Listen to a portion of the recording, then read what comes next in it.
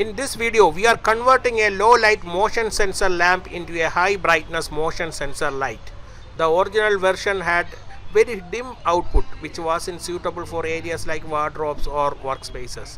After modification, it now gives much brighter light, making it far more useful. It is designed to work only in darkness. It won't turn on in daylight, which helps save power. After detecting the motion, it will turn on for 20 seconds. After that, it will turn off automatically.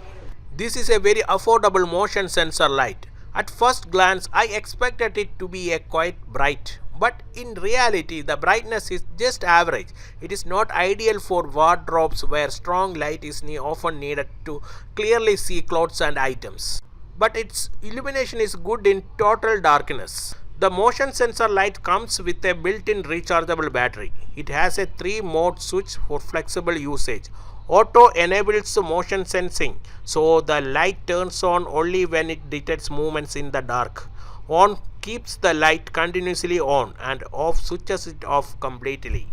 They have also provided 2 small magnetic pieces, which makes installation super easy.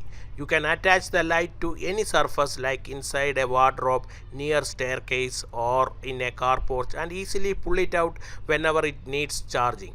For charging, they have provided a micro USB port. The diffuser can be opened by just pulling it out. They didn't apply any adhesive on it. That is why you can easily pull it off.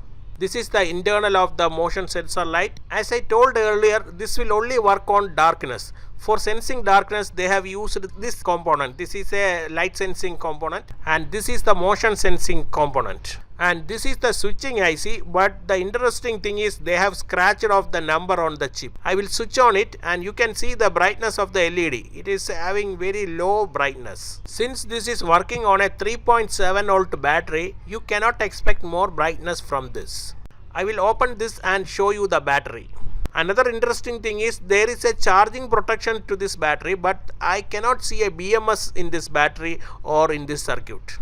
Here is what I am planning to do. I will tap a wire from the positive terminal of the existing SMD LED and connect it to the base of the TIP 120 Darlington pair transistor through a 10K resistor. The collector of the TIP 120 will be connected to a powerful 12 volt 20 watt LED bulb. So whenever the original SMD LED lights up, the TIP will also activate and power the 20 watt LED, giving us much higher brightness.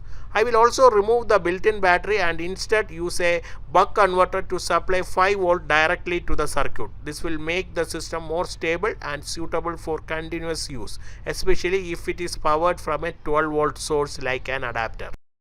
This is the connection from the existing PCB. We have already removed the battery and connected 2 wires for connecting to the output of the buck module.